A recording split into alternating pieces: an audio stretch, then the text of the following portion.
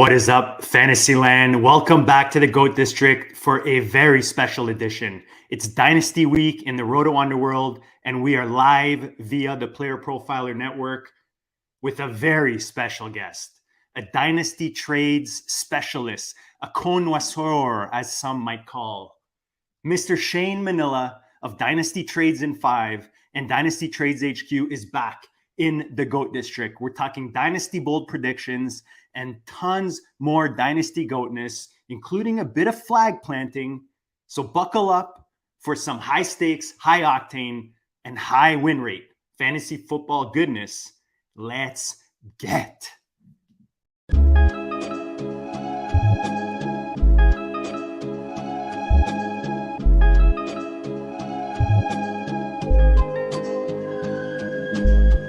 GOAT District, you know the Pope listens. Dynasty, our religion, for the blokes missing. On all of these trades, on all of these plays, on all of these grades. By the end of the day, y'all getting played. So, what you gonna do next? Try to fill up that flex? Send the homie a text? That trash offers the best? You try to make it complex, then they text you back. Now all of a sudden, they don't make any sense.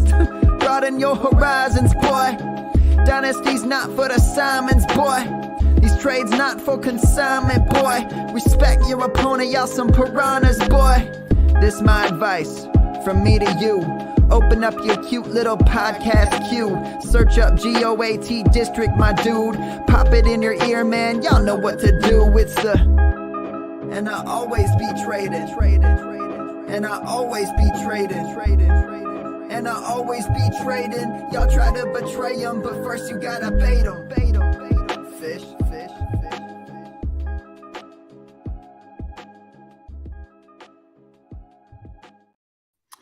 What is up, Fantasyland? We are back in the district for Dynasty Week.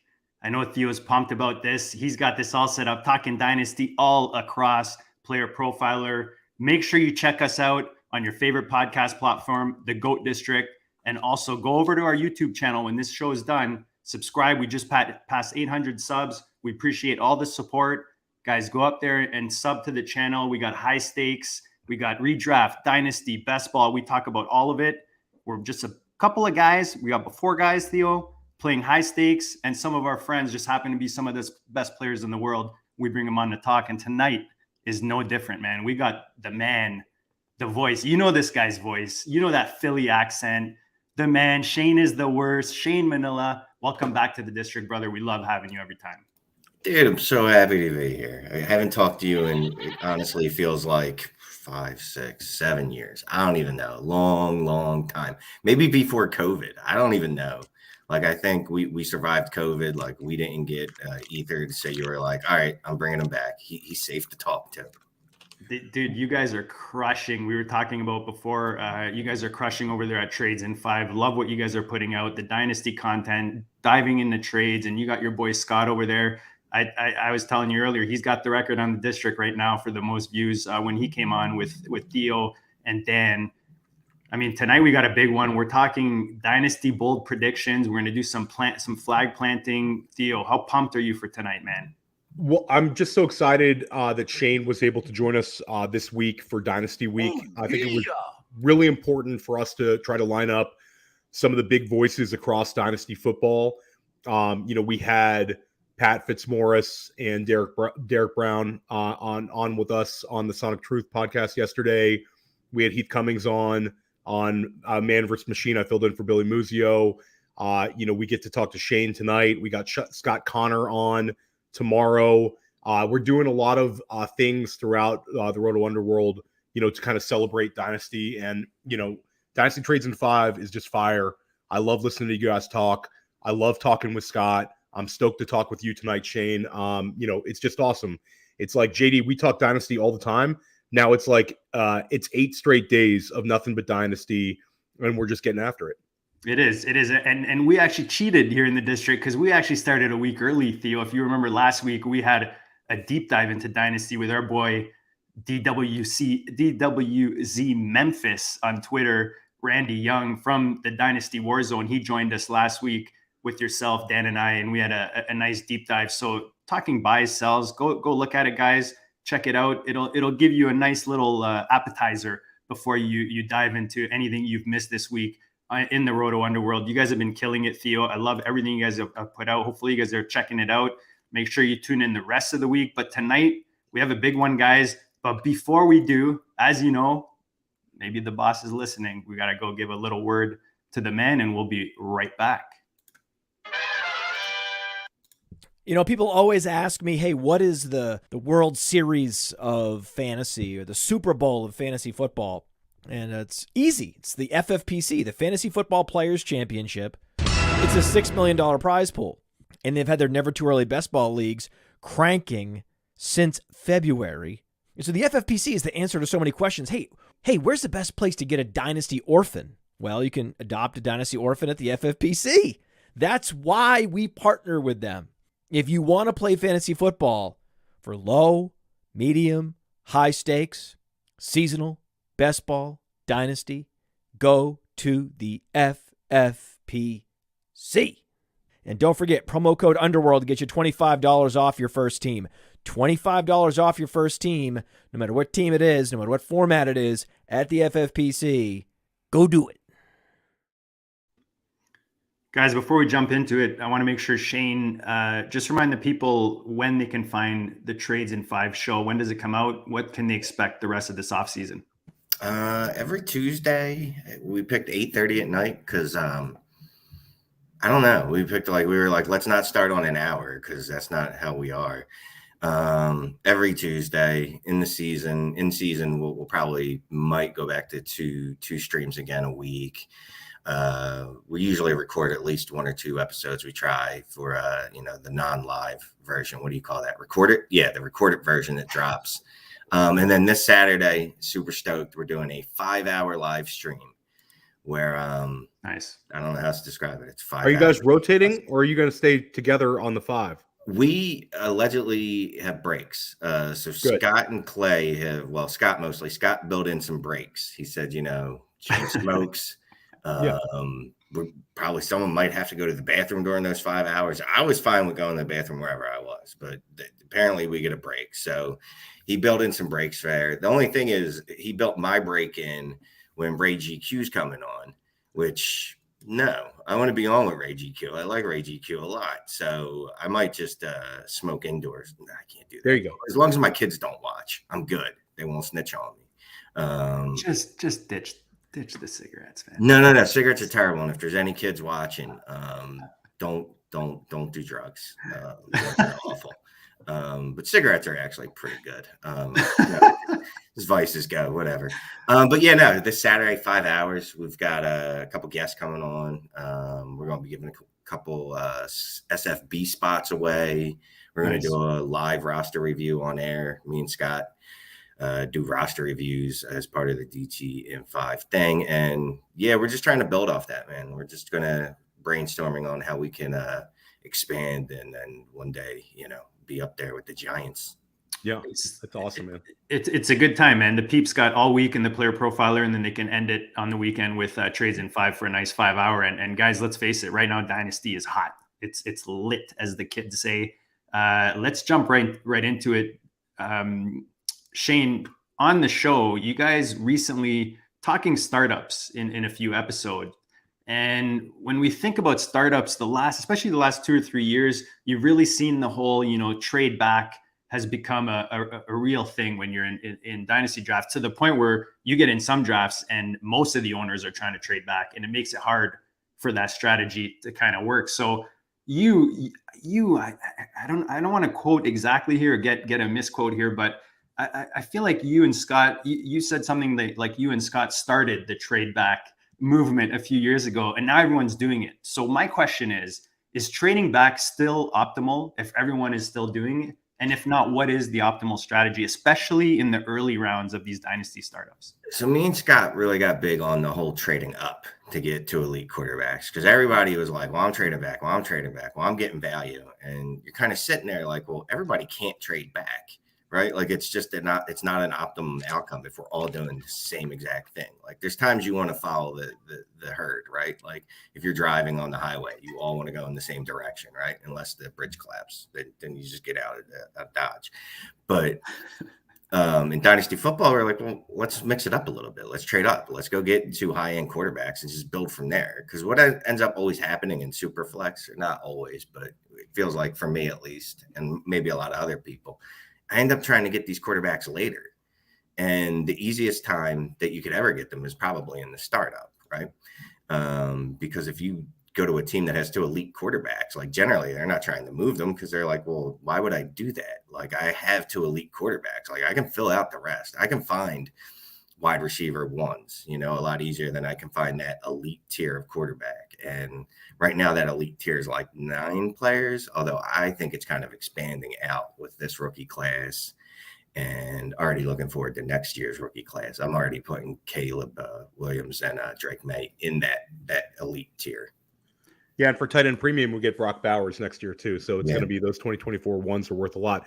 He was already looking at the rookie tight ends. You got to. So I'll say I agree with Shane. It's become such a thing where everybody wants to do it that it's probably the value on the other side.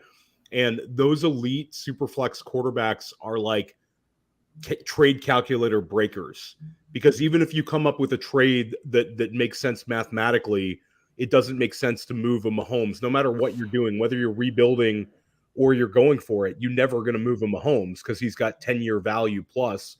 And it's such a drop off from the truly elite quarterbacks down to the, you bring up like the 9, Shane, but it's still like it's a little bit of a drop from like 3 to 9. Yeah. And like, the different mini tiers in there where your comfort level is. So where is that top tier for you, Theo? Is it 7? Is it 3? You have the big 3 for me, where it's Allen, Mahomes, and Hurts, and then I have the like right there is Joe Burrow, Herbert, Trevor Lawrence, and then I think for Fields there's a slight danger risk with Fields because he could regress as a runner, so like he's close to it, but he's not there. And then you have the Dak. Deshaun Watson. You missed the guy, man. Big dude. Can you correct him for him? I'm boiling inside.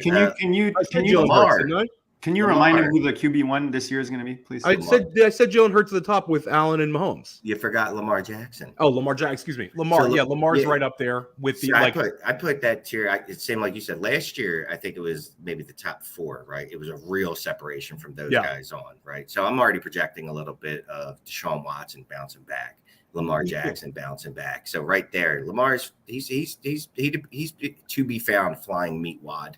Yeah. There's no distaste on Lamar Jackson. He just oversight. Yeah, so it's kind of like it's so valuable to have one of those guys for a super flex startup build that it's almost. I agree with you guys. You also find managers that are willing to take a mathematical loss just to get that future one. And if you're going to trade me the pick where I'm going to get Mahomes or I'm going to get a Jalen Hurts or even a Lamar Jackson, I'm not giving you the 112 then. My team's going to be pretty good. So you're already losing on that deal. So I think there's so many people have just been programmed into, I need to get future ones. I need to get future ones. I need to get future ones. And they put themselves in a real bind because it's really difficult to overcome elite quarterback. You can't cover up at that position. And you know what I do like about this though is like I do feel I play in obviously in the circle I play in. So like I'm like, oh, everyone thinks like this. And then I kind of forget, like, well, no, they don't. But it does feel like to me a lot of the people I play with at least are all of the same mindset. They're like, we're trading up, we're getting monster quarterbacks. I'm like, now I'm starting to go, well, how far back can I go in the first round? Can I get to the second round? Is Bryce Young going to be that code breaker? Like, can he be, obviously not in stylistically, but can he be a Lamar Jackson scoring wise? Can he give me Jalen Hurts type seasons? Like, I'm feeling the need to like risk that a little more in the circles I play with, right? If I play in a league with people that don't play like that and they're still doing the, hey, we're all going to trade back strategy, well, then I'm going to let everyone do that. Let's do a quick OTC, guys. Just real quick with these. Would you do Deshaun Watson or Bryce Young, Shane? Deshaun. Yeah, it's definitely Deshaun for me. I think he's going to bounce back. We've seen it multiple seasons out of him. What about Bryce Young or Kyler Murray? I got roasted for taking Kyler Murray in a Superflex mock startup. I think there's a lot of people that have completely soured on Kyler Murray, but he's been, top 12 in quarterback scoring and points per game ever since he got to the league. It's interesting to see how he's going to bounce back from the injury. Whether that caps the rushing upside would kind of be the thing for me. But we've seen him even last year, which was a year that went completely south. He was like quarterback 7 in points per game. And people say, yeah, he scores a bunch of points at the end of a game and kind of like mask it, but those points count. So I don't know. Kyler's a little bit of a distressed asset right now.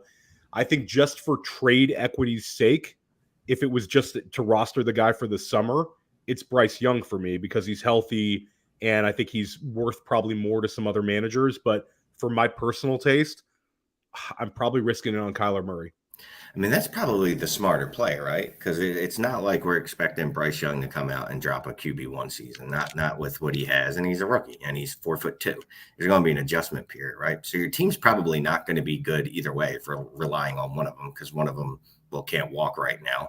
And the other is going to be a rookie on a bad, middling the bad offense. But for whatever reason, I can't do it. Like I keep trying to get Kyler, but I keep trying to get him like cheap. You know what I mean? Like, but if someone were like, here's Bryce Young or Kyler, I'm going to it's almost instinctive to go towards Bryce Young. And I don't know why. It's just the pivot. It's the pivot, yeah. And it's you feel safer with it, but you're 100% right. Every year of his career, he's been a top 8 or better quarterback in PPR. Yeah.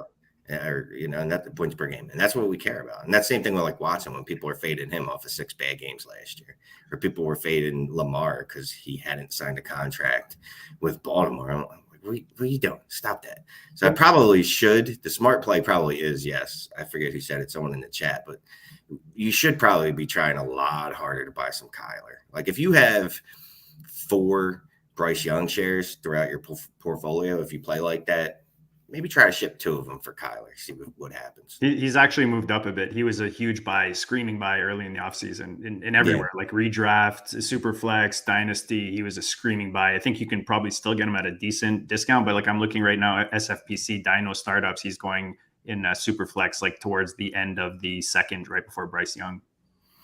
All right, well, I got to go make some Kyler trades. There you go. So would you say that's basically how because let's face it, we're talking about these elite QBs. We're talking about them for a reason. These guys are straight money, right? They win you leagues. So is that basically your approach now going against that whole trading up? Are you more comfortable taking maybe 2 guys in the next tiers back to back? Or would you try to get kind of like an anchor RB, but do it with the quarterback? And I do this a lot in Superflex where you have your 1 stud or your QB1, and then it's really your QB2, which is like a committee between a couple guys, maybe like Desmond Ridder and like Matt Stafford or something, if it's really ugly, like one of my teams is. So not to cheat, but if I can build some draft pick equity into that, I'm obviously a lot more comfortable with going, all right, I'm going to risk that QB2 because I'm going to use some picks later and just try to go to the bad team that has 1 good quarterback and be like, look, you suck. Here's 3 first. Let me have your guy. Like Theo was saying, like sometimes that can't happen because there's just, look, not every star player becomes available in your league. Like there's just times like just them becoming available is a big deal. I've largely gone monster QB, but again, I'm feeling a little frisky. And there's been a startup where I was like, well, I'll live with Bryce Young as my second quarterback. Like that's cool. And I know the risk involved because I've done that before where I've taken rookie quarterbacks in like the second round and going, oh, that didn't go well, right? Trevor Lawrence, although all I needed to do was wait 1 season and be patient and I would have been okay. Exhale. I don't know if I want to go running back. I still don't have the balls for that. But the problem is the wide receivers, it's the same thing. There's only like a true elite tier. There's Jamar, there's Justin Jefferson, A.J. Brown. You want to put C.D. Lamb in it, go ahead. Chris Olave, who I love, but you can get him a little later, so you don't need to draft him as early. So it's kind of like if I don't get one of those guys, then am I just reaching for a wide receiver just to build different? Like, I don't want to take Steph Diggs there. I don't want to take an old person like Devontae Adams. So, I mean, it's really going to depend on who's on the board, right? Because I'm also not going to reach for Kirk Cousins. As soon as we get into that mid quarterback range, if I haven't already gotten my QB2 spot filled, I'm not just going to reach for Daniel Jones or whoever. I'll be like, cool, I'll try a Jordan Love, Derek Carr duo, and hopefully one of them will be all right. Yeah, and I think that there's always, like, I think we do a very good job of identifying the elite quarterbacks. I think anybody can do that. But in terms of sitting there and saying, the guys that we should value as quarterbacks, 14 through 22, like it's some exact science. I mean, like, you bring up Daniel Jones. Daniel Jones was so cheap last summer in Dynasty startups, in Superflex startups, and I was able to get him as a QB2 in a number of spots. You also had Jared Goff was free, basically. And then guys like Brock Purdy and Geno Smith just try to present themselves. Yeah. Where, a lot of times we'll see the community think that guys are more insulated than they are. Like, and you bring up Kirk Cousins, like he was cheap for a couple of years where people weren't just diving into that. And now he's old. So I think that's a great strategy because like Shane said, you can get exposure to, you get a truly elite quarterback anchor, and then you get exposure to an elite asset in the second round. You're absolutely right. Wide receiver is shallow unless you want to get old. So if you want to have a really short window and less trade equity, go ahead and get those 30-year-old wide receivers, but you're going to regret it unless your team ships at year one. Agreed. So finishing off kind of with the startups, what do you think, Shane, right now? And I know you guys talked about this recently, maybe more in depth, but maybe give us one of your observations, I guess, in the draft streets right now in Dynasty startups. What do you think the biggest mistake or one of the big mistakes Fantasyland is making right now when they're getting into these startup drafts? Ever trading in or up from about round 4 to about round 9. Like it's such a flat tier, and you realize it while you're drafting, or unless you're just player focused. And I don't mean it sounds silly, but like you should be more focused on archetypes and things like that. Like, you might like one player, but like, do I need to trade up to get Devonta Smith in the 5th round? Like, probably not. He had a smash year last year, but I can probably get someone similar value, trade and production wise, in the 7th round. So don't throw a first rounder out there just to move up 2 rounds.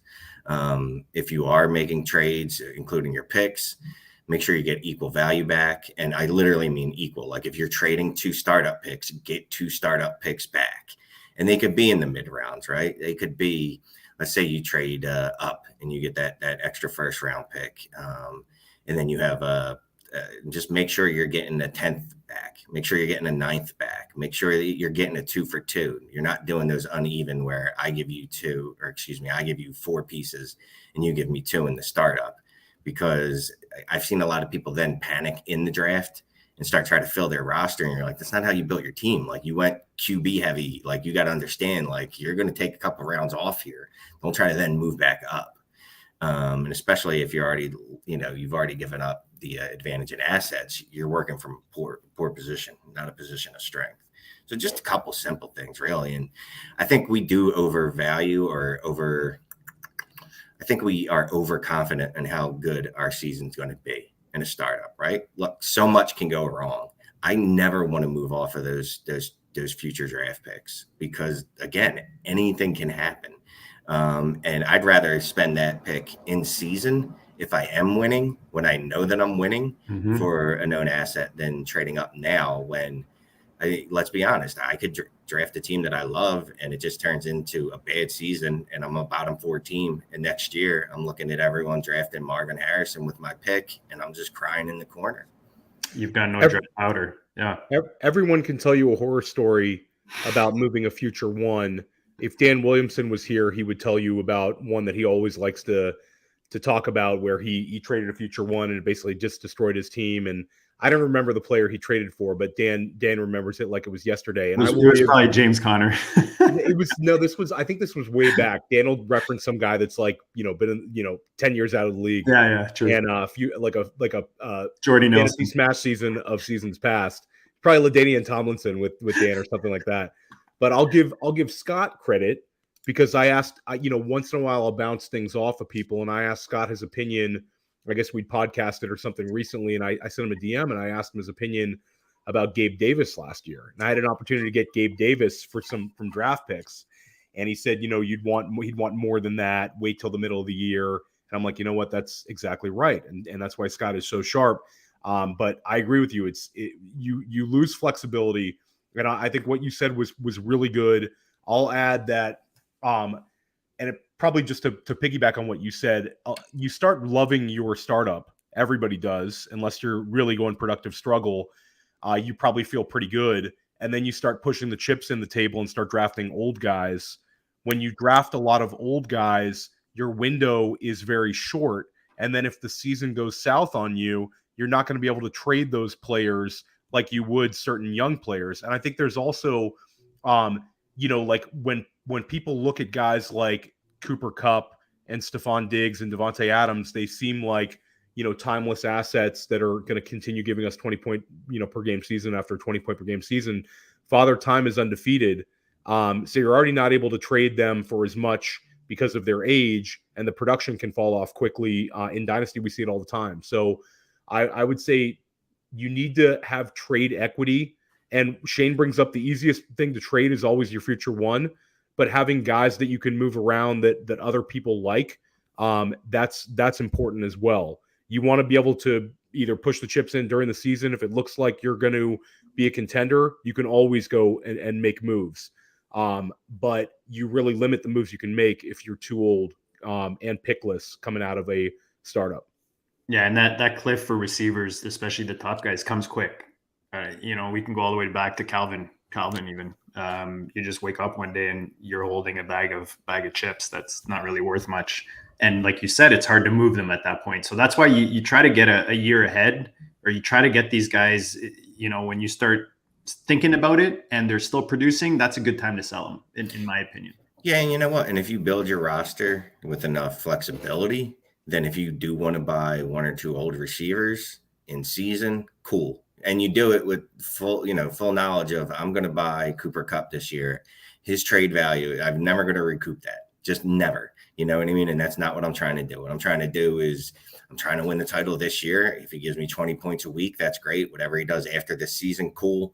But I'm never going to be able to recoup that trade value. Like, I've made a couple trades this offseason for like Tyreek Hill, who was a player that I've never really rostered. And I did it after his retirement announcement, because he's retiring in 3 years. And people are like, oh my God, I can't believe he's going to retire in 3 years. You're like, dude, he's going to be 31. Like, that's about when we should be getting out anyway. So yeah, if you're going to give me a discount now on him, yeah, I'll buy him. And I'm fine with not having the trade equity in him, but only because I have other players that I know I can move, and I have other picks that I know I can move. So yeah, flexibility is an awesome word. We've talked about Bryce Young. You seem to be pretty bullish on the rookie in pros versus Joes. I don't know if you manage this team, but Dynasty Trades HQ are in there with Dan and I manage a team in the pros versus Joes. It's probably our worst co-owned team. It's our only non-winning co-owned team, to be honest, that hasn't won us some cash in the last few years. But you guys have Tua and Stroud with Zach Wilson. And the reason I bring this up is not to make fun of your roster or your team or your quarterback. Is I find these two guys are really interesting. Talk to me about Stroud. What are your expectations for him? Is there another rookie quarterback that maybe we haven't mentioned that you do like this year, and how much impact do you think they'll have? And then comment on Tua. I mean, we talked about him on our show the last few weeks. I think it's interesting because he's got the weapons there in Hill and Waddle, but you have that health concern with regards to the concussion. So, how bullish or how bearish are you on the Miami quarterback? Yeah, this is pretty funny. So, yeah, I don't run this team. And you got it to it. I am frightened at Tua. And I'm always scared of head injuries. Like, that's the one injury. Like, you could tear your arm 36 times and I'll believe in you. Like, you could come back, but like head injuries, brain injuries, like it's brain damage. Like, so something about that. I'm like, I'm not. He had too many concussions too many times in a row. Like, if you're just looking at a statistical standpoint, I think he was QB8 or something like that in the games that he played full. He was fine. I mean, yeah, most of his passes were underthrown, but whatever, fine. I don't think he's particularly good, but I think having Tyreek Hill and Jalen Waddle really, really do help. and having Mike McDaniel running the offense, the genius that he is, really, really helps. But I'm staying away from him because it is that one more hit, like it's legitimately, I know we say it about a lot of players, but like that dude's legitimately, if he gets another concussion, like there's talk, there was talk after his last one of people saying, I don't think we should let this guy play football anymore. Now, obviously the NFL doesn't really care what we think, but if there's enough chatter about it, too, his family might care and might just be like, dude, you're rich. Just it's fine. Go surf in Hawaii or whatever it is that you want to do with the rest of your life. There's so much external pressure too, like on the Dolphins, that if this happens again, it's going to be really difficult to let him play. It's Tua's scary right now. I mean, we hope that he can stay healthy, and obviously, head injuries are horrible, but it's also just from a dynasty perspective. He's very risky. You already, Shane, have some questions about, his talent, and he's kind of his fantasy output is pushed up by the scheme and his wide receivers. And then you also put in the fact that, he could get knocked out of football. So I think Tua's a difficult player. He's one that I would love to pivot off of. If I had him in a dynasty league, I would love to try to trade Tua plus to try to get another quarterback. I would even trade Tua to get an older quarterback.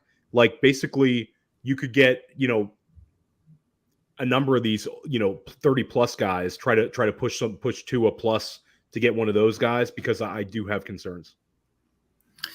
And then Stroud, I like Stroud long-term. I don't know how I feel about this year. Again, the offense that he's added to, we got Nico Collins, John Mechie, Robert Woods. It's not, what's the word I'm looking for? Oh, sexy. And I know sometimes it doesn't have to be sexy. Not the sexiest team always wins, but it feels like there's absolutely no difference makers, needle movers on that roster at all. Like it feels like Dalton Schultz is the big piece. Like that's a scary proposition for me. I do like him long-term though. I say that, but I wish Jeremy would have drafted either Bryce Young, who I keep calling Baby Mahomes, or he would have drafted AR and just go all upside, just risk it. Like if you're going to go rookie quarterback, and is this a dynasty league or is it a redraft? The Dynasty. It's dynasty. Whatever. Dynasty. Go upside. Go get AR. I know Scott will love that because Scott was all about AR from like before the rip, before anyone. So happy he landed in Indy. The upside. Could he have landed with a better offensive coordinator, offensive coach? Like, dude, this dude just took Jalen Hurts. And if you watch Jalen Hurts season 1, season 2, season 3, like you saw the progression. And a lot of that is, that's Hurts' hard work, but a lot of that's the coaches too. Steichen's going to, if AR puts in the work, Steichen's going to make that dude a star. And here's the thing, even if he can't throw, he's going to be as good of a runner as Justin Fields last year. Probably better than Lamar Jackson, different runner. You know what I mean? Like the dude's just a beast. Like if I'm the Colts, I'm like, this is our offense. Drop back. You don't see it on your first read. Just go. I mean, dudes are just a mismatch. Now they probably won't run that offense. And there's a reason I'm not an offensive coordinator. But hopefully his natural instincts kick in. He goes one read and then he's like, yo, I'm out. That's it. No one's open. Michael Pittman's getting no separation. I'm leaving. And just, bounces outside for 15 yards a run. We had Scott Barrett on first class fantasy, and the best description of Richardson, JD, was he's Vernon Davis with a cannon. The guy's just the best athlete you've ever seen, and he's incredibly fast, and it's super exciting for us as fantasy managers to have the potential of Anthony Richardson. So I'm kind of with you. I mean, Stroud, it's like, I don't know. I think Stroud's 21 years old. I think that's interesting about him. And I think that it's just he's got a sort of a capped upside. We never saw the rushing production at Ohio State. So, they say he can be like an opportunistic scrambler in the NFL. I'd like to see it, go out there and prove that. And the weapons around him are, nothing great. So Richardson has Jonathan Taylor next to him in the backfield too. And he's got, stylistically, he's got Michael Pittman, who's been a pretty successful receiver. And then he's got a deep threat in Alec Pierce. He's got a big tight end in Jelani Woods, and they added Josh Downs. So they're trying to My flag plants. they're trying to do things. They're trying to do things like in Indianapolis to help him. So who knows? I think he could be very, very good at fantasy. I think he could surprise even year one Yeah. with the setup he has. Like you said, I'm a Colts fan, little biased, but love everything that you guys mentioned. Dude, I love Joe Pesci's question there. Is there any merit to drafting Richardson in a 1 QB with an elite QB already on your roster? Damn. If you take off the second part of that, yes. If I've already got the elite QB, I mean, where are you drafting them? You getting them at 108, 109, 110? Sure, because the options there in a 1 QB league aren't particularly great. Like, I was advocating for him. If you don't have an elite QB in a 1 QB, I could have seen taking him at 104, to be quite honest with you, if not before that, because of the upside that's there. Like, just look what Lamar Jackson does. Look at what Pat Mahomes, different ways, obviously, Jalen Hurts. Like, there's those weeks where they just win it for you. Like, the rest of your team just needs to be not bad. It's not bad, and you're going to win because of them. I'd say in that instance, it depends where the pick is, Josh. If it's later in the first, yeah, I'm cool with it. Yeah, it's interesting because, it depends on also your roster constraints. We're carrying a lot of quarterbacks in a 1 QB league can be difficult, but if Anthony Richardson hits, he could really, really hit. And if you have an established quarterback, you could move him. So I don't mind it. I think it's just, you have to take the optimistic approach here with Richardson. And even if he's not a good NFL quarterback, I think he's going to be a good fantasy quarterback just because of the rushing upside Shane talked about. There's a question, Steve, asking what can you trade Tua for? If you go back, as I mentioned earlier, the GOAT District channel, go subscribe right now. And Dan and I do a show. We co-own some high stakes dynasty teams. We crush with them. And we actually just made a move for Tua on a big money league that we finished second in last year, where we lost Brady and we only have Allen basically as our quarterback. So go check that out. We talk about Tua in Dynasty, his value. We made a move for him. So check that out. And then this Frank beat me to it. I was going to ask you guys this exact one. Just really quick, guys. Tua or Daniel Jones, Shane? Daniel Jones. Daniel Jones easily. What a world. I mean, what a world we live in, man.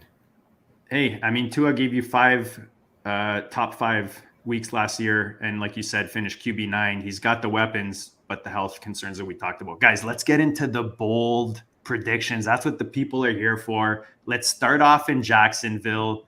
Hot topic right now. Calvin Ridley, you're already seeing the shots on the field of him, in his scrubs, catching some balls from T-Law. He looks like he's back on track finally after his little hiatus. And he's joining an ascending offense, right, in Jacksonville. But he's only the wide receiver 28 right now in Dynasty ADP. Shane, do you think he's a buy for win now rosters at his price? So here's the thing. I liked Ridley a lot more before I dug into some of his target shares with and without Julio. Obviously, without Julio, just an absolute monster. With Julio, he was cucked hard. And look, that's no slight against you because Julio would have cucked any wide receiver in his prime. But I had this narrative in my head that Ridley was just going to go there because obviously he's the superior receiver to Kirk. He's going to be the target share monster. And then you look at Kirk's target shares and look who Kirk did it with. Like Kirk did it with legit, maybe not Julio Jones, but I think he had Fitz in his first year. I think he played with Hopkins too. And he still had seasons where he was easily above 20% target shares. Ridley didn't do that or didn't really clear that with Julio. So it's kind of interesting. I thought I liked Ridley more than I did till I dug into it. I think I still rather have Kirk. Now, it's not very hot takey or bold. Fuck that. I'd rather have Kirk than Ridley. I'd way rather have Kirk. Theo? Yeah, I mean, I've picked up some Kirk for cheap this offseason. And I think, for me, I think that they're probably going to be pretty equal in terms of fantasy scoring this year. But Kirk is a lot cheaper right now in all formats. There's a big disconnect. We talked about JD about in best ball drafts, for underdog. Ridley is so expensive right now. It's unbelievable. Yeah. And Kirk, you're getting this massive discount. Dynasty, you have like a little bit of an age disparity. So there's always like a little bit more calculated, things by managers when they're looking at that. But I don't know. I think if I had just this year, I'm probably Ridley, but Dynasty, I'm Kirk. Yeah, I'm Kirk all the way. I think people are, especially the first year back. You hear Dana White talk about ring rust. You hear fighters talk about ring rust. I think it's the same thing, man. You don't just step on an NFL field and perform like you did when you're at the top of your game, like, whatever, 20 some months ago or whatever it is. I can't do math right now, but you guys know what I'm saying. Shane's trying to figure it out. Oh, yeah. I love doing math. Let's see. So he played football in 2021. He got suspended when they were in London, I think. Yeah, that's actually great memory. Wow, that's definitely where he got. Yeah. I just remember because I was on a walk on a Sunday morning trying to put rosters in. I'm like, what? On a beach. Yeah. On a beach in barefoot. Give me Kirk this year, too. You're wrong. It's Kirk all the way. I agree. I think Kirk finishes ahead of him. Yeah. I want to do a quick happy birthday to my boy, Joe Carlton, in the chat. He's a big supporter of the show. We appreciate him. And we hope you have an awesome day and your best year, my friend. Very good drafter in the NFFC, too. Joe Carlton's finished pretty high up in a couple of big-time NFFC content. There you go. Yeah. Nice shout out to my boy, Joe. Rhamondre Stevenson, Shane. Very hot topic right now, Dynasty managers. Willing to forget the 20-plus years of heartbreak for those who spent up to get lead Patriot running backs in the past, right? Obviously,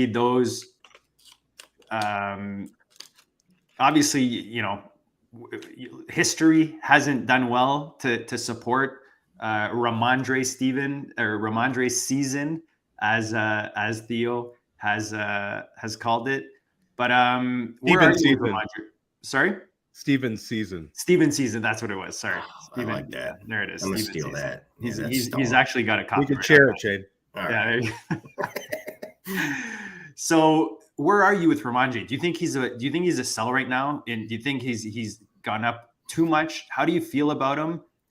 I mean, generally any running back that I don't think is elite that kind of performed elite and people start thinking is elite, are elite. I don't know the proper grammar there. I'm from Philadelphia. I apologize. It's one of those words. Would be a sell to me. I know people are all in love with Rhamondre, man. They really do like Rhamondre. And look, the dude balled out last year, right? He completely wiped out Damian Harris, whatever weeks he was healthy, all two of them. But I'm also a guy that thinks that Pierre Strong is going to get some run in that offense. Now, that could just be a take from last year, and I just holding on to it because he was one of the sleeper rookies that I liked. But I don't think Rhamondre Stevenson is elite. And one season's not going to change my mind of that. We've seen running backs have really good seasons once and then disappear. We've seen them do it twice and disappear. So I'm selling them. Look, most running backs are probably a sell for me anyway. It's just how I play. But him specifically, yeah, I'd be selling. Is there someone else you like in that? I know your boy Scott likes someone else in that backfield. He wants Kevin Harris, right? Harris please not Ty Montgomery. No, it's Pierre Strong. I'm with you, Shane. Strong. He made some move for Strong, and I think Harris as well, actually. Yeah. So me and Scott actually traded the other day because we were talking. I don't know. We talk a lot, man. We talk more than probably most spouses talk. But yeah, we were talking the other day, and I was like, I'll trade any third for Pierre Strong. And Scott's a big proponent, and I usually am too. Just hold them in season and then make the decision then. But I'm like, nah, I'll get Pierre Strong now because he's going to be more expensive. I'm taking the shot on it. He's going to be more expensive in about 5 months' time. I think, I'll take a devil's advocate approach. I think that there's a number of people who sharp like yourself that have concerns about Stevenson, and I think there's a cheaper entry point.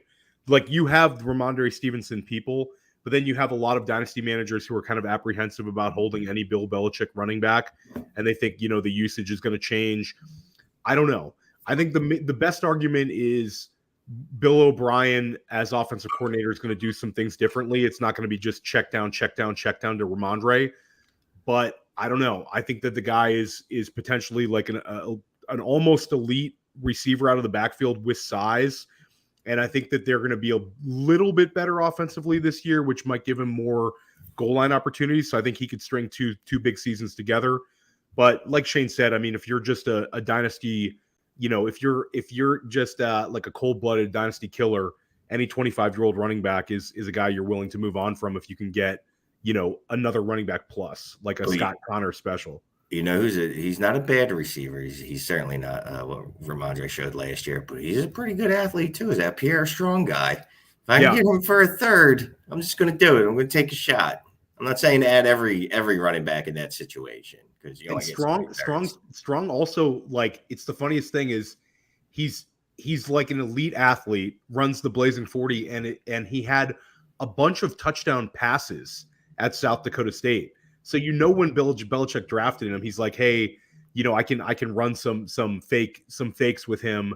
And so watch if Pierre Strong gets run this year. Here's a bold take. If Pierre Strong becomes a thing, he's going to throw for at least one touchdown pass this season, JD. There you go. It's going to be a Pierre Strong special. So, guys, I love the running backs right now in the 5th round. If you're looking at Superflex startups, you've got Najee Harris, Rhamondre Stevenson, Tony Pollard, Nick Chubb. And even though he's going around later, I'm going to throw my boy J.K. Dobbins, probably my biggest flag plant for 2023. Out of those 5, I'll go to Theo first for this one. We'll give Shane a bit of time to think about it. Who's your favorite out of those 5, Theo, and why? Give it to me one more time. Najee Harris, Rhamondre, Pollard, Chubb, and J.K. Dobbins.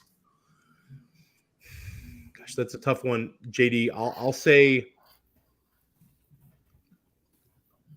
Or is there one that you really don't like? Go on the other. I'd say that the biggest risk, even though the situation looks great, is Dobbins because we haven't seen it, and I think it's still a hopeful thing. I mean, you're talking about a guy in the same draft class as Jonathan Taylor, and we're just kind of waiting for him to string it together. I'd say the highest outcome of those guys would be Tony Pollard if they can change things stylistically. And this could be just a Tony Pollard, like 75 target season, 200 carries. If he can handle that sort of volume, it's Pollard. Harris has had a lot of tread on the tires. Concerns me a little bit. I'm going to say if I could hold one of them, even though there's some risk because we're asking him to take on a lot of volume, is Pollard. Yeah, I'll agree with Pollard being the first one there. I mean, what you said justifies Dobbins going around later, but I think Dobbins is going to be. Dobbins could smash this year. Yeah, he could smash this year. The Ravens' offense could score a ton of points, and if they really do want to take a little bit of stress off of Lamar Jackson, Dobbins is in a great spot. So we like the Ravens' offense this year. We like the offensive coordinator this year. But again, let's see it. Let's see it with Dobbins. And I guess that's why you can get him for cheaper, but it's not that cheap. Dobbins is still a guy who people are still asking for a lot for. 6th round and like end of the 6th round around the Damian Pierce there range. So maybe some guys prefer youth there. I think the offense in Baltimore and that whole division this year is going to crush with the fantasy points. Another backfield that's maybe a little cloudier than the ones we just talked about is in Seattle. You got Kevin Walker, who's, steaming up the ranks. I was just crying in the sidelines with no Kevin Walker shares or Kenneth Walker shares. And then Charbonnet comes. My boy Sharbs gets drafted. RB 26th right now, I believe. But the funny thing is, Shane, that Walker's value hasn't really changed much. It's not like he's, his value's tanked and he's a huge buy. Or obvious buy, I guess you could say. He's gone from RB5 to RB7. So are you buying the small dip? And what's your bold prediction with the Seattle backfield? My bold prediction is that I'm going to fly out to Seattle and kick that old son of a bitch in the balls. Keeps doing this shit to us, man. Look, I had Kenny Walker pretty high, like is in my dynasty running backs. And yeah, like I said, he wasn't like someone that I considered like in that CMC JT tier, but he was behind that, behind the Brees tier and all. I was pretty excited for him. And Charbs, look, everyone knows to watch Dynasty Trades at 5. That dude was going to be my running back too. All he needed was draft capital. It didn't even dawn on me that he would get the draft capital that I needed to push him up, but that he would end up on a roster with another running back that's basically going to take all the work too. So I don't know how either of them get the volume to smash. I just don't, unless one of them gets injured, and I don't know how you predict injury. I mean, if it was Rashad Penny still there, I'd easily say, well, Rashad Penny's going to get injured. But I can't predict that with Walker, and I can't predict that with Charbs. Can you get them if you can get them at a discount, I'm cool. And seeing like, all right, well, hopefully this takes care of itself, which is, I don't want to say you're rooting for injury, but you're rooting for something to happen. You know what I mean? Whether it's one retiring young and giving the backfield to Charbs the way that God intended, or it's Kenny Walker breaking off big plays again. I'm going to go with Charbs is going to end up being the lead back in there, but it's going to be like a 60-40 split. You know what I mean? And it's not going to be enough. They're both going to probably be back end at best or mid running back twos. Like, you know, which is good. You need those, but it's not what they could have been. Like Pete Carroll has just ruined their future for reasons that I don't know. Yeah, Pete Carroll's a sicko. And I remember that we had Scott here in the GOAT District. This is way before the NFL draft. And we're talking about this rookie class. And Shane, I think, Dan and Scott could correct me, but I think we had Charbonnet as our 104. So we were predicting like how it was like predicting how rookie drafts are going to be non-Superflex. And it was, JSN, Gibbs after Bijan, followed up by Zach Charbonnet, and Pete Carroll just ruins it. And Charbonnet gets the draft capital that we really wanted for him. He goes in the second round. He just goes to like one of the only teams that tank his value. I'll take the Ken Walker side just because we've seen it. I do worry. I think it'll be 60-40 though, like Shane said. And Ken Walker will be the 60, Charbonnet will be the 40. But I do really worry about there's like a nightmare scenario where it's completely split on the high value touches, where like Charbonnet gets the goal line work or Ken Walker gets the goal line work, but Charbonnet gets the 2-minute offense work. And it's such a split that they're really not usable. And it's a complete mess for us. And we're talking about low end twos instead of one being a clear top 10 running back. And then they take some, jag in the fifth round as the handcuff, like it should have been with any normal, reasonable organization. Yeah, man, Pete should be forced to retire for shit like that. Like, I'm sure mentally he's fine because he seems it. But, like, I feel like his family, just for moves like that, should just be like, no, he needs to retire and he needs to stay at home now because he's clearly losing his mouth. Lost his fastball with that one. Yeah. I'm with the birthday boy, I think, and with Theo. I think Walker's still the guy there. I think it's a team that runs the ball, man. I mean, now, obviously they got JSN there and they've got Lockett and DK, and you got to think that Geno in his second year might throw the ball a bit more. But we saw him, start really well and then kind of fade a bit, Geno last year. So you got to think they're going to, maybe lean more on the running game. And I say this often, I get the draft capital, but these NFL teams, they understand at the running back position, they can't just have one guy. In fantasy land, we want them to have this one guy that we can just, put all our eggs in. But they know the guy's going to get hurt. There's, especially at that position, guys get injured. So I just think sometimes it's just a depth moves. It's just to have a guy behind that's got some talent and, that doesn't leave it a hole if there's an injury.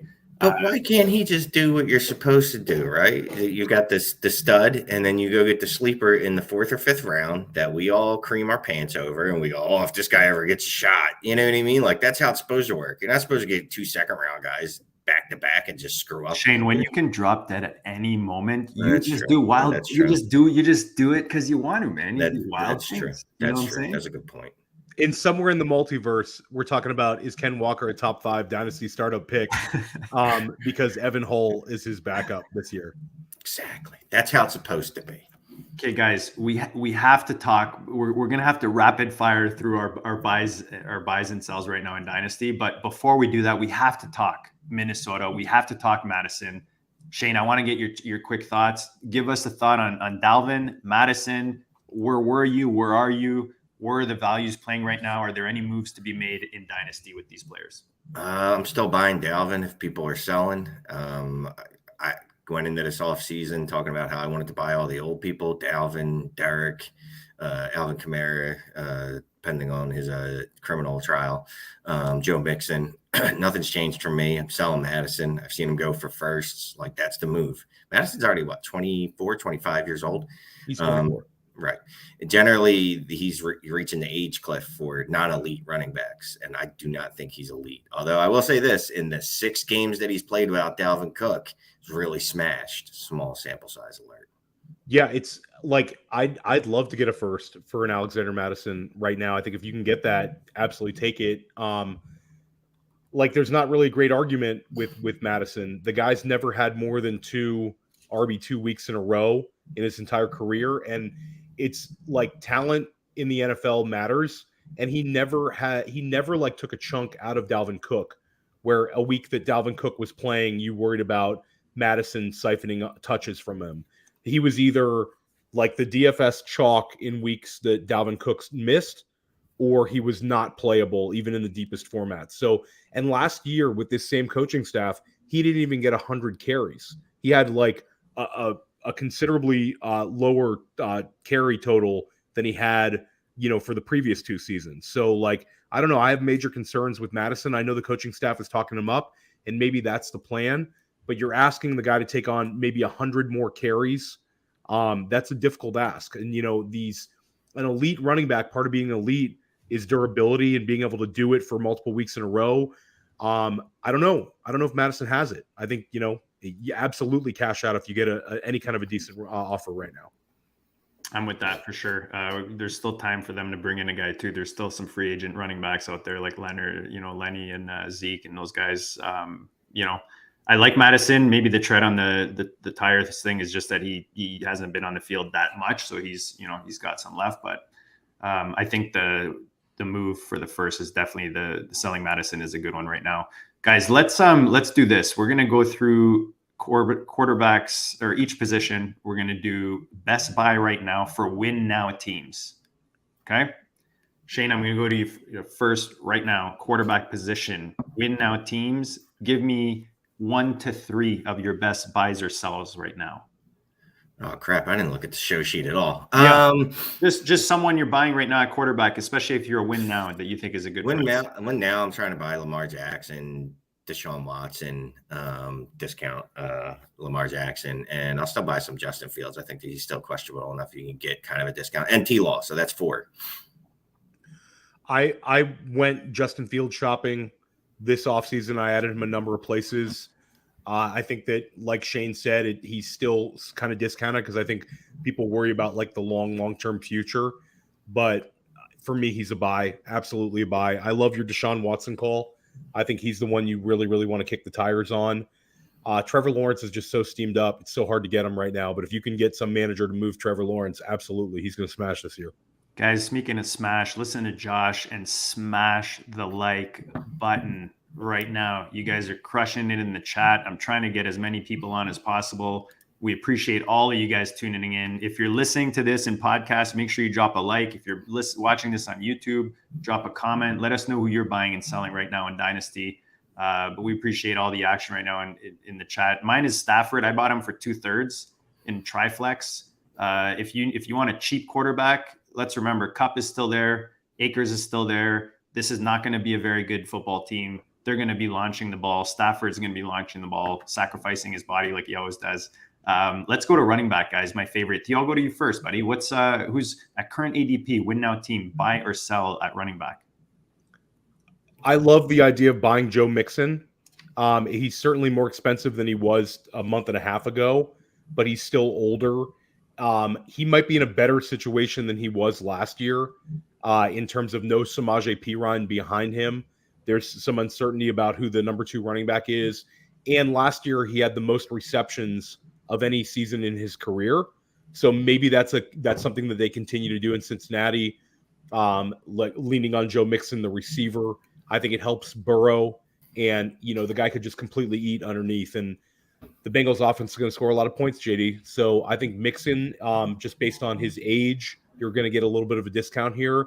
And he's certainly cheaper than a lot of the older running backs. I think he's a little bit cheaper than a Derrick Henry.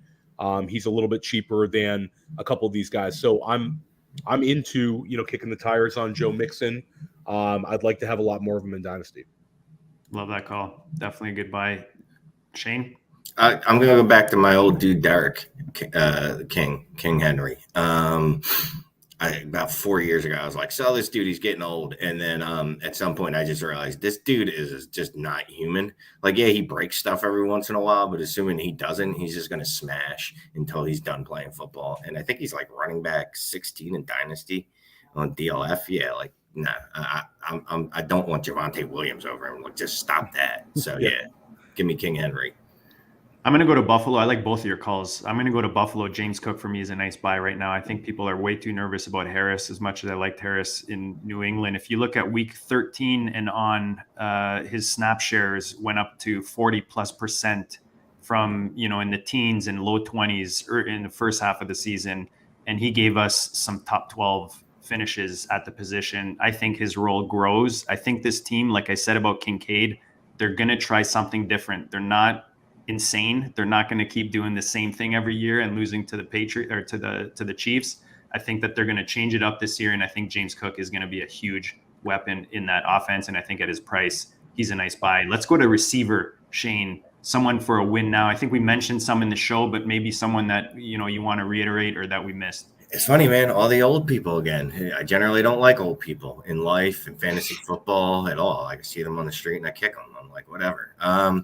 Not football players, because they would run me down and hurt me. Yeah, buy all the dusty nut running backs. Wide receiver, Devontae Adams, Freak, Steph Diggs, Cooper Kupp. Like, win now. Like, you can't do better than like the 1 year runs that those dudes could put up, the numbers they could put up for the cost. Just give me any one of them. You're absolutely right, and I think that like Cooper Kupp, it's so funny. We've seen such elite scoring out of him, but he's somewhat cheap in Dynasty. I got a Cooper Kupp share on a FFPC contender for Chigakonkwo and Terry McLaurin. Jeez, yeah. So I think I'll like that one this year, and that's I have plenty of tight ends on that roster, so I'm not worried about that. It's a great win now. Mine is just someone we talked about earlier is Ridley. I'm selling Ridley. I rather buy him maybe when he's still rusty later, or the first third of the season, maybe. Doesn't start off too fresh. I mean, who knows? Maybe he goes off for 2 in the first game and out like a dink. But I like Ridley for a sell right now, where he's coming off of that season hiatus. Tight end, guys, really quick. I know Theo loves tight end, so we'll let him answer first. A buy or a sell right now for a win now team at tight end. I'm kicking the tires on George Kittle. For whatever reason, I think George Kittle's in a interesting spot. Dan Williamson there you go, JD. Dan made the argument about how like redraft George Kittle is way too cheap right now. And I think you're starting to see it be reflected in Dynasty. Like the age apex doesn't really apply to tight ends as much, and Kittle's an athletic freak. So, carrying a 30-year-old Kittle should not scare anybody. He's been top 4 in tight end in points per game among tight ends for like 5 straight seasons. And I think that right now he's probably the cheapest he's been in Dynasty in a while, just because I think that the market for him is like whatever. There's a lot of steam with TJ Hawkinson in Dynasty. There's still Mark Andrews there. Kyle Pitts is moving up again. And Kittle's just sitting there getting a little bit older. But at the end of the day, he's going to be a top 5 tight end again this season. And there's no reason he can't keep doing it until he's like 33. For sure, love Kittle. Shane, I'll let you go first. I don't want to steal any of your guys. I just want to sell people. I want to sell TJ Hawkinson. Get the fuck out on TJ Hawkinson. My dude, I know people think he smashed when he got traded last year, and I keep getting Minnesota and Detroit mixed up. That's how you can tell him from the East Coast, because we don't give a fuck about the middle of the country. We're like, you're the same shit. But TJ Hawkinson had to get like a 6% increase in target share to garner 1.5 more fantasy points. Nah, bro, I'm out. And Dalton Kincaid, tight end 8. Come on, people. I was hyping him up before the rookie draft. Sell this shit out of him. Wow, that's a great. Yeah, love my Kincaid though. That's a great call. I loved Kincaid too, right? And then everybody was like, "Well, I'm going to draft him this early in the rookie draft." And I'm just going to draft Michael Mayer like later. It's cool, Mayer, whatever. I'm with you there. Kincaid steamed up like you see in some best ball drafts. He's like tight end 8, tight end 9. So it's he's super valuable. Just want to pick your brain, Shane. Where are you at on Darren Waller? Does he bounce back this year? You know what? Initially, I was buying that he switched teams, that, you know, it's going to be the happy dust. It wasn't him. It was the Raiders. But the more I think about it, like, we haven't seen this dude actually be productive in fantasy football in over 2 full seasons. Like JD was saying, like, you just generally don't see guys come back off of like 2 years. They've just been awful. And then all of a sudden they're going to turn it back on. So I think he's closer to toast than he is a fantasy asset again. Jelani Woods, guys, we talked about athleticism out there. He's the tight end 24 right now, 23, 24 in Dynasty, the FFPC high stakes streets. And I mean, we've seen rookie quarterbacks lean on tight ends, especially one that AR models himself after in Carolina. If you guys remember Cam coming in and just peppering Steve Smith and Olsen, I believe. If I'm wrong, correct me, but I'm pretty sure that was a thing out there in Carolina. So I think AR comes in, leans on the athletic freaks, Pierce out there, and as well Jelani Woods that you could probably get really cheap right now. And maybe I'm selling Ingram. Dan and I go check out, we haven't dropped it yet, but I'll be dropping that tomorrow. The Owner's Lounge. We talk about a trade that we made involving Ashley Waller and Ingram and some other big players out there in a 500 league. Shane, we always appreciate your time, you jumping on with us, man. We love that you're crushing it out there in the Dynasty streets because you're doing something that we know you're passionate about, that you're very knowledgeable about. We love that what you and Scott are putting out there, Dynasty Trades in 5. What's the other gentleman's name? I feel bad. I don't know. Clay Pandemic. That's not his correct last name, but that's what I always call him. Yeah, so make sure you check trades, Dynasty Trades in 5 at Shane is the worst, which he's definitely not. We love him. Anything else you want to add, Shane, that you got coming out or that you guys are doing? Oh, remind the live stream. Remind Saturday the people weekend. Yeah, 5 hours. Come support us. Come hang out. We're gonna have a good time. It's gonna be a blast and other stuff and things. Nah, man, really appreciate you having me on. It was really fun to cut it up with you. It's been a minute. Been too long. It has. We'll get you on real quick, man. We'll get you on more often, especially talking more Dynasty. Theo, love what you put together this week as a big Dynasty player myself, the whole Dynasty theme for Dynasty Week. So talk about that. Talk about what else people can expect in Player Profiler the rest of the week.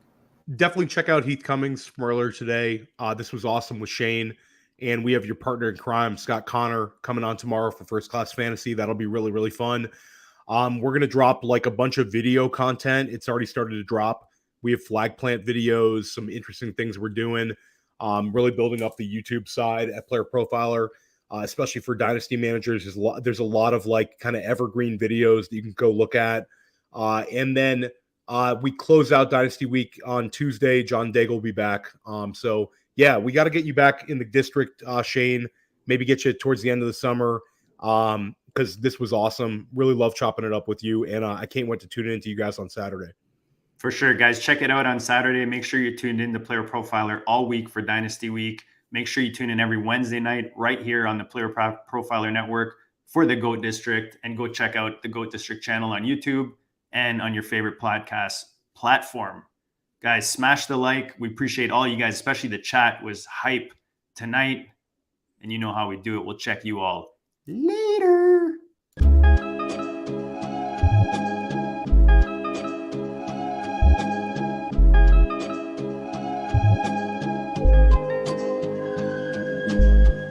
GOAT District, you know the Pope listens. Dynasty, our religion, for the blokes missing. On all of these trades, on all of these plays, on all of these grades. By the end of the day, y'all getting played. So, what you gonna do next? Try to fill up that flex? Send the homie a text? That trash offers the best? You try to make it complex, then they text you back. Now all of a sudden, they don't make any sense. Broaden your horizons, boy. Dynasty's not for the Simons, boy. These trades not for consignment, boy. Respect your opponent, y'all some piranhas, boy. This my advice from me to you. Open up your cute little podcast queue. Search up GOAT District, my dude. Pop it in your ear, man. Y'all know what to do. It's the and I always be traded. And I always be traded. And I always be trading. Y'all try to betray them, but first you gotta bait them. Fish. Hey, you like that video? Be sure to subscribe and activate those alerts so you get notified as soon as new videos drop. And be sure to check out playerprofiler.com. We have all the tools for you to dominate every type of fantasy league. We have a draft kit, Dynasty Deluxe, data analysis, DFS Dominator, and don't forget the player rankings to rule them all.